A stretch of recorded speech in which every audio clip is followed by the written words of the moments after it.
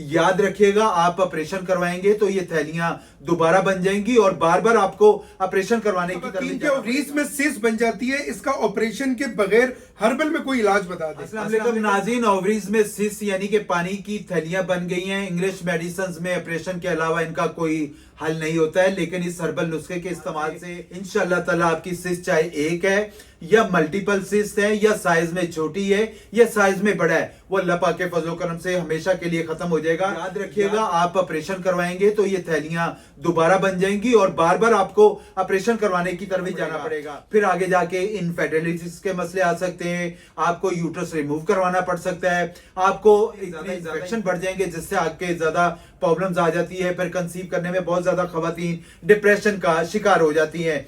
मैं बार बार कहता हूं इंग्लिश मेडिसिन में इसका कोई इलाज नहीं है। अगर खुदा ना खास्ता आप ऑपरेशन करवाएंगी तो आगे जाके आपको पीरियड्स का मसला आ सकता है, प्रेगनेंसी कंसीव करने में प्रॉब्लम्स हो सकती है और बड़ा मोटापा बढ़ जाता है और खुदा ना खास्ता बहुत ज्यादा दिक्कत आ सकती है।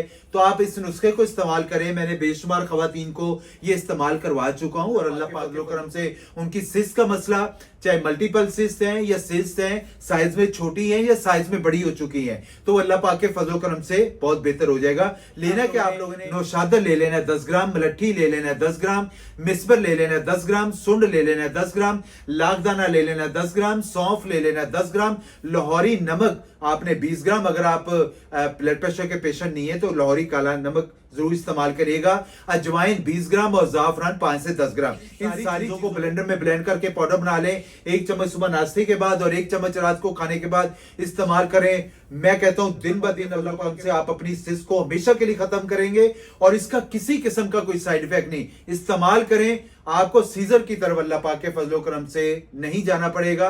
आप बनाएं, इंशाअल्लाह ताला आप अपने भाई को दुआएं जरूर देंगे इंशाअल्लाह।